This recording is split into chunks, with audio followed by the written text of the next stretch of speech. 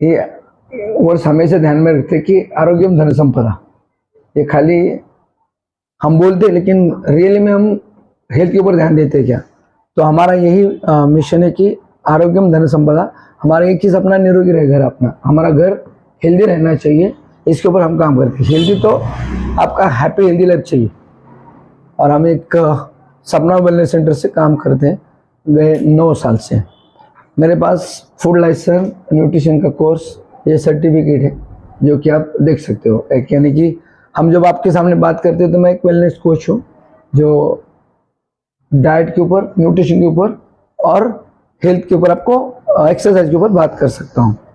तो हमारी हर एक की बॉडी ऐसी होती है, जब शादी के पहले हम ऐसे होते हैं बहुत सारे लोग, शादी के बाद थोड़ा थोड़ा पेट बढ़ने लगता है।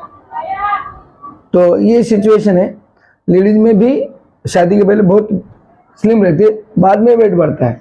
इसमें एक हार्मोनल इम्बैलेंस होता है। इसका कारण शादी के बाद जो हार्मोनल इम्बैलेंस होता है उसके कारण भी हो सकता है फैट बढ़ता है, या हमारे बाकी के भी कारण होते हैं वेट बढ़ने के। उसमें से कारण क्या है? पहला, हम एक्सरसाइज नहीं करते, जो खाते हैं उसको हम कैलोरी को बर्न नहीं करते, वेट बढ़ने का कारण। एक्सरसाइज नहीं करते, सेकंड हम नींद प्रॉपर नहीं लेते, थर्ड हम स्ट्रेस में होते, टेंशन में भी वेट बढ़ता है, टेंशन में भी वेट बढ़ता है। और आज जो भी लाइफस्टाइल है वो प्रदूषण भी बहुत ज़्यादा है, तो ये हमारी लाइफस्टाइल है। उसके बाद हमें खाना पसंद ये है, ये हमें खाना पसंद है और ये ज़्यादा पसंद है, और ये ज़्यादा पसंद होने के कारण हम ज़्यादा ये खाते हैं लाइफस्टाइल में, हमारा खाना हेल्दी नहीं है। ये भी बहुत सारे लोग करते हैं जेंट्स में, और हमारे घर में बच्चों से लेकर सभी को ये पसंद होता है। ये हमें पसंद ही खाना है, ये हमें ज़बरदस्ती खाना है। इससे भी वेट बढ़ता है, इससे भी वेट बढ़ता है, और इससे भी वेट बढ़ता है। इससे भी फिटनेस खराब होता है, इससे भी फिटनेस खराब होता है, और ये फिटनेस खराब होने के लिए लेते हैं, लेकिन दूसरा भी फिटनेस खराब होता है। तो मेडिसिन भी ज़्यादा यूज नहीं करना चाहिए। तो ये सब कुछ लाइफस्टाइल की वजह से आज ओबेसिटी बढ़ रही है। उसके बाद hypertension, diabetes, strokes, high cholesterol, ये सब कुछ बीमारियां हमारी लाइफस्टाइल की वजह से। और ये हमारी बीमारियां कहाँ लेके जाती हैं? हॉस्पिटल। और हॉस्पिटल में जाने का रास्ता कहाँ से? एक तो होटल और एक है किचन। खाना कहाँ बनता है? किचन में। हम खाना कहाँ खाने के लिए जाते हैं? होटल में। तो हॉस्पिटल जाने का रास्ता खाने से गुजरता है। हम क्या खा रहे हैं, खाने का हमें, और टेंशन, ये सब कुछ हॉस्पिटल लेके जाता है इस डिसऑर्डर के लिए। लेकिन ये डिसऑर्डर वहाँ पे होने से पहले आप ये खो ना जाए, इसी के लिए गवर्नमेंट ने आज वेलनेस के ऊपर काम करना स्टार्ट किया है। आज गवर्नमेंट पूरे इसके ऊपर काम करते हैं कि आप बीमार होने से पहले आप वेलनेस कोच के पास जाइए, जो बीमार होने नहीं देगा, आपको वेलनेस कोच बताएगा जो लाइफस्टाइल डिसऑर्डर है उसके लिए। तो इसी के लिए आज देश के पंतप्रधान बोलते हैं कि आपको हेल्दी रहना है, हेल्दी रहना है तो वेलनेस कोच के पास जाइए। तो ये हम आपको वही बता रहे हैं कि वेलनेस कोच काम क्या करता है। वेलनेस कोच आपको काम क्या करता है? आपकी इसके ऊपर काम करता है, वेट मैनेजमेंट के ऊपर काम करता है, आपके वुमन हेल्थ, डाइजेस्ट हेल्थ, सभी आपकी हेल्थ के ऊपर वो गाइड कर सकता है। क्योंकि डाइजेस्ट क्यों खराब होता है, हार्ट का प्रॉब्लम क्यों बढ़ता है, ये सभी स्किन के ऊपर क्यों, ये चिल्ड्रंस के लिए, ये सभी वेलनेस कोच उसके ऊपर काम करता है। तो वेलनेस कोच का काम वेट मैनेजमेंट करना और बाकी के। तो हम एक वेलनेस सेंटर से शुरुआत की थी 2017 में, एक छोटे से गांव से। आज इंडिया में 2000, ऐसे तो 2000 गवर्नमेंट का 2018 से स्टार्ट हुआ है गवर्नमेंट का, लेकिन वेलनेस का जो शुरुआत हुआ है इंडिया के अंदर 1999 को हुआ है, लेकिन 26 साल हुए वेलनेस की हमारी इंडिया के अंदर स्टार्टअप। तो आज हम 2017 से हम खुद कर रहे, उसके साथ हमारी बेटी भी, हम जहाँ पे भी जाते लोगों को फिटनेस रिपोर्ट निकाल के देते। फिटनेस रिपोर्ट इतना ही है कि आप फिट बनने के लिए आपका मसल पावर कितना होना चाहिए और फैट रेशो कितना होना चाहिए। और ये बॉडी रिपोर्ट हम जब निकालते हैं तो इसमें हम क्या दिखाते हैं कि आपका बॉडी फैट कितना है और आपका बॉडी मसल कितना है, और उसके बॉडी फैट बढ़ने से क्या हो सकता है, ये आपको यहाँ पे हम समझाते हैं। तो आपका जो रिपोर्ट निकाला है, जो आपके हाथों में रिपोर्ट है, उसमें हमने क्या बताया, आपका नॉर्मल ये होना चाहिए, ये थोड़ा हाई है और ये रिस्क है। आपके हाथों में रिपोर्ट है, आपके हाथों में रिपोर्ट है। अभी ये रिपोर्ट क्या दर्शाता है, ये बॉडी का रिपोर्ट क्या दर्शाता है कि आपका वेट कितना भी होने दो, आपका वेट समझो 80 केजी और दूसरों का भी वेट 80 केजी, लेकिन उसमें फैट कितना और मसल कितना, फैट वाली बॉडी फैट बॉडी वाली अलग रहती है और मसल वाली बॉडी अलग रहती है। तो हमारे यहाँ पे हमारा बॉडी फैट कितना होना चाहिए, WHO का कहना है कि जेंट्स का बॉडी फैट 20 के अंदर होना चाहिए, 20 के अंदर, ज्यादा से ज्यादा 25 के अंदर होना चाहिए एज के हिसाब से। लेडीज का 30 के अंदर होना चाहिए एज के हिसाब से। तो आपका बॉडी फैट नॉर्मल नहीं रहेगा तो वहां पे आपको सिम्टम दिए, वहां पे सिम्टम दिए कि जब आपका फैट बढ़ता है तो आपको सांस फूलती है, जब आप सीढ़ियाँ चढ़ते हो या थोड़ा दौड़ने लगते हो तो आपका सांस फूल सकती है, कमर में दर्द हो सकता है, पीठ में दर्द हो सकता है, घुटनों में दर्द हो सकता है। जब हम डॉक्टर के पास जाते हैं तब डॉक्टर क्या बोलते हैं कि आप वेट कम करो, घुटनों में दर्द है, तो आपका लोड कहाँ पे जाता है, घुटनों के ऊपर। तो यहाँ पे आपको फैट कम करना है, यानी कि आपका फैट नॉर्मल में कितना आना चाहिए, लेडीज का 30 के अंदर आना चाहिए, वो 25-30 के अंदर होना चाहिए जो 30-40 ईयर्स वाली महिला है, और जेंट्स का होना चाहिए 25 तक, जेंट्स का बॉडी फैट। तो ये बॉडी फैट आपको नॉर्मल करना ये आपका काम है। लेकिन ये बॉडी फैट बढ़ता क्यों है, ये बढ़ने का कारण क्या है, अभी ये फैट बढ़ता क्यों है, आप भूखे रहोगे तो भी, आप ज्यादा कार्बोहाइड्रेट खाओगे तो, यानी कि हम खाना कौन सा खाते हैं यहाँ पे, कार्बोहाइड्रेट वाला ज्यादा खाते हैं, क्योंकि हमारा खाना वो दाल चावल वो नहीं है, हमारा खाना कार्बोहाइड्रेट, हमारा खाना फैट है, हमारा खाना प्रोटीन, ये 3 चीजों से खाना बनता है। और इसमें से हम क्या खाते ज्यादा, इसमें से हम खाना क्या ज्यादा खाते हैं, तो इसमें से हम खाना जाते खाते कार्बोहाइड्रेट, कार्बोहाइड्रेट वाला।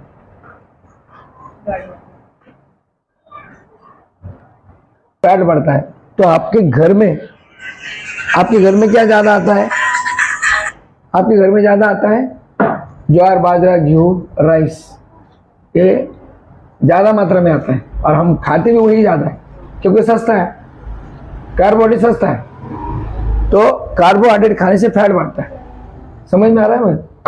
आपका फैट बढ़ने का कारण क्या है, आप कार्बोहाइड्रेट ज्यादा खाते हो, तो ये कार्बोहाइड्रेट कम करने के लिए, अपने फैट कम करने के लिए आप लोग कार्बोहाइड्रेट मेंटेन करना पड़ेगा।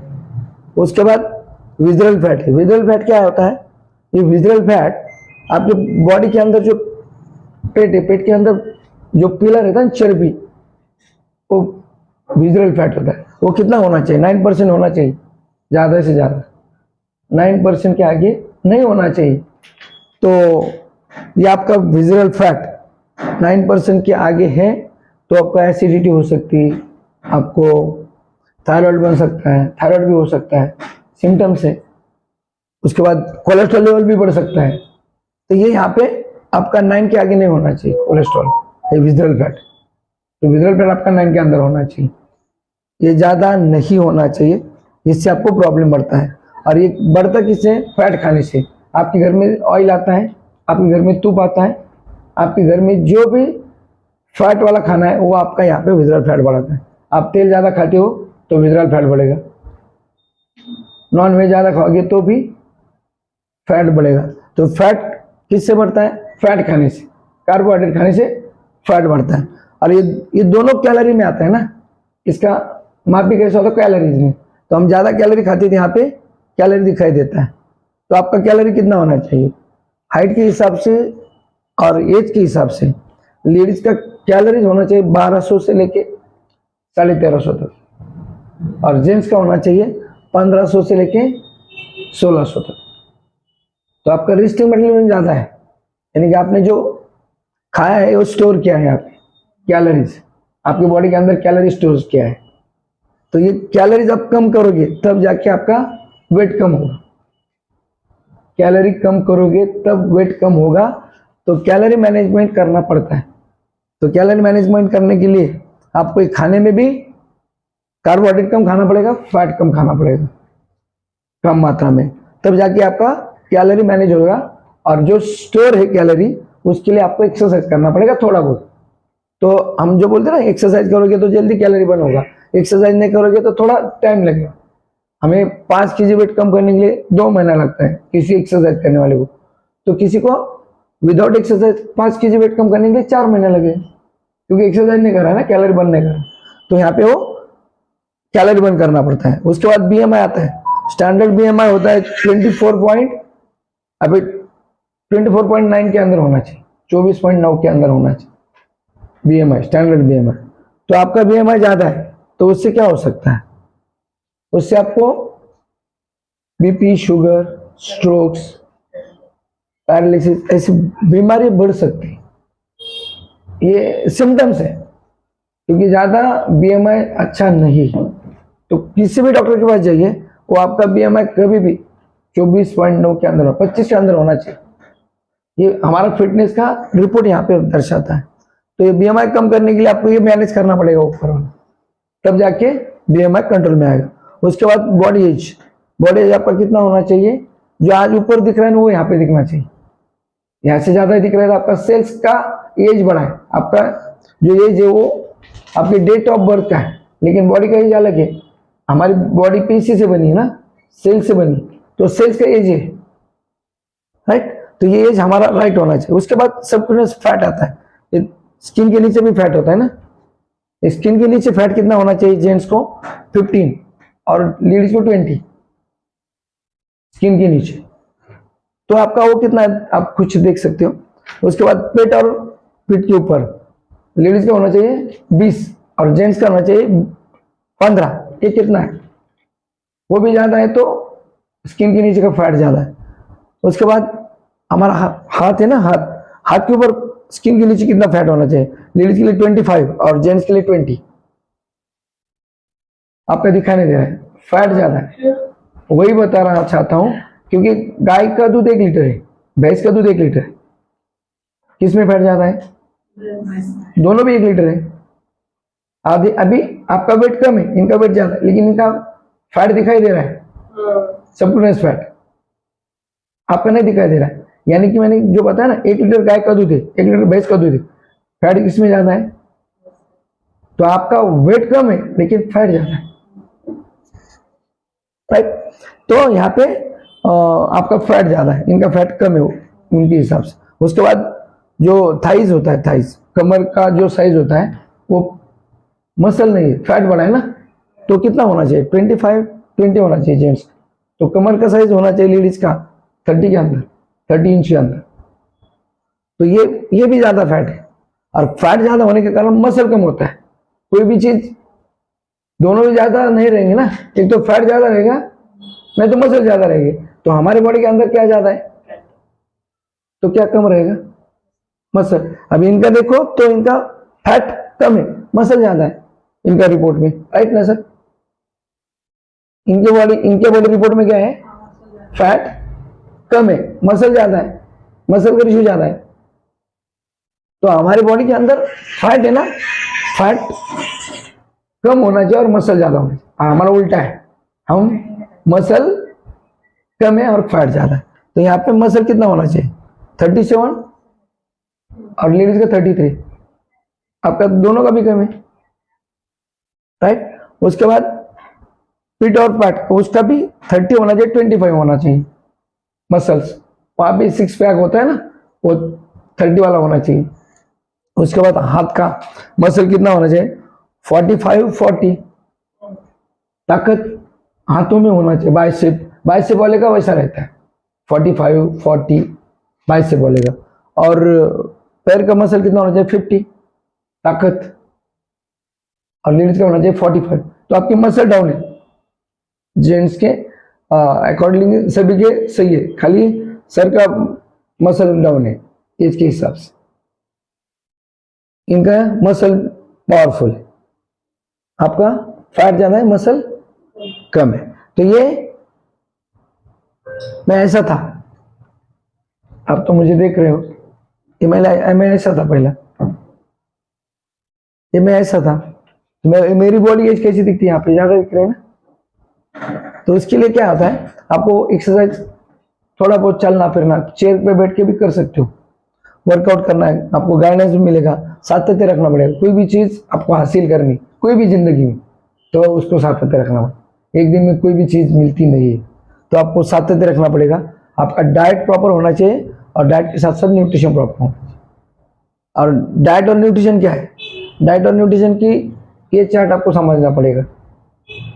इसी के ऊपर सारी बॉडी डिपेंड है। इसके ऊपर क्या बॉडी डिपेंड है? आप हर दिन आपका एक्सरसाइज, कार्बोहाइड्रेट कितना लेना है? 40%। आप आज कितना ले रहे हो? कार्बोहाइड्रेट कितना ले रहे हो? ज़्यादा ले रहे हो, तो हम बोल रहे हैं 40% लेना है, उसमें फाइबर होना चाहिए। हम फाइबर खाते नहीं, हमारे खाने में फाइबर होना चाहिए। ये हमारी थाली है। हमारी थाली कैसी होनी चाहिए? ये वाली।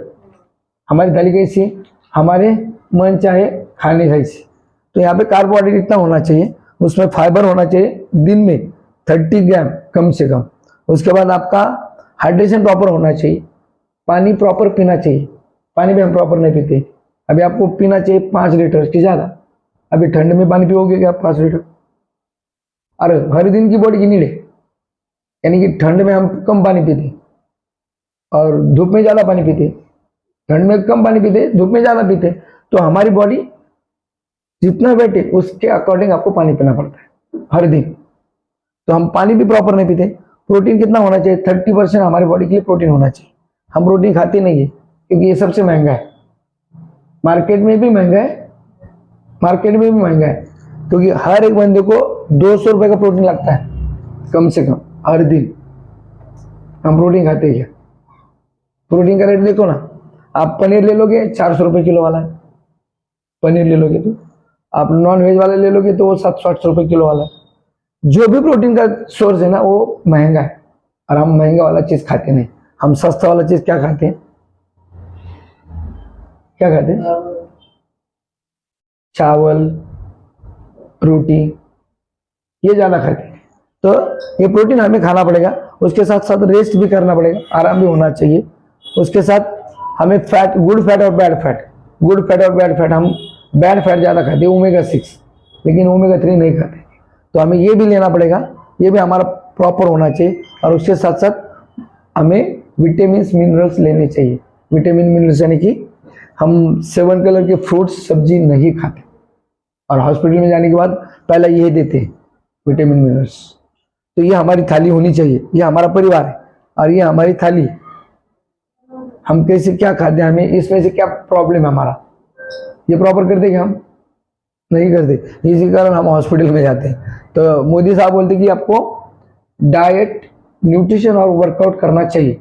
ये आपको वीडियो भी हम दिखा सकते हैं। ओके, आज मेडिसिन और न्यूट्रिशन में क्या फर्क है? मेडिसिन बीमार होने के बाद लेना आता है, और न्यूट्रिशन पैदा होने से लेना स्टार्ट करना पड़ता है। आप न्यूट्रिशन लेते हो क्या प्रॉपर? अभी कौन बोला? आप न्यूट्रिशन ले रहे हो? क्योंकि हमारे जब हम जन्म लेते हैं ना, उस दिन से हमारे माँ की कोख से हमें न्यूट्रिशन नहीं मिला है। माँ की कोख से क्या मिला है? कार्बोहाइड्रेट, फैट, प्रोटीन नहीं मिला है। पेट किससे भरा है? समझ में आ रहा है? ये न्यूट्रिशन क्या है, यही पता नहीं हमें। हम यहाँ पे गलती कर रहे हैं। न्यूट्रिशन क्या है यही पता नहीं। न्यूट्रिशन क्या है? माइक्रो एंड मैक्रो न्यूट्रिएंट्स, हम जो खाते हो। तो ये न्यूट्रिएंट्स, ये न्यूट्रिशन हमें पोषण देता है, और ये हमें प्रॉपर खाना है। तो लोगों को ये पता है, लेकिन ये पता नहीं। पढ़े लिखे लोग भी ये पता नहीं करते कि न्यूट्रिशन क्या है। तो न्यूट्रिशन हमारी बॉडी की नीड है, ये पैदा होने से हमें खाना पड़ता है। यानी कि हम जब जन्म लेते तब से न्यूट्रिशन के ऊपर ही हम, लेकिन ये प्रॉपर नहीं खाते, इसी के कारण हमारा प्रॉब्लम, प्रॉपर नहीं खाते। तो हम आज जो न्यूट्रिशन का काम करते हैं, उससे हमारी बॉडी तो ऐसी बनी, ये बॉडी हमारी ऐसी बनी। ये हमारा फैमिली का, ये हमारे फैमिली का है, ये हमारी लड़की अभी, लड़का है, ये सभी कैसे दिखते हैं? ये नो न्यूट्रिशन, न्यूट्रिशन यूज नहीं करते थे हम पहले। और आज सब लोग फिटनेस में है। ये हमारा जीजा जी और बहन है, उनको शुगर का प्रॉब्लम था, इनका वेट कम था बहन का। हमारी बेटी प्रेगनेंसी में भी हमने न्यूट्रिशन नहीं खाया, मेडिसिन यूज नहीं किया। डॉक्टर बोलते हैं ना प्रेगनेंसी में प्रोटीन खाना पड़ता है, मल्टीविटामिन खाना पड़ता है, फॉलिक एसिड खाना पड़ता है, कैल्शियम खाना पड़ता है। हमने बोला हमारे पास न्यूट्रिशन, मेडिसिन नहीं खाएंगे, तो हमने वही दिया प्रेगनेंसी में।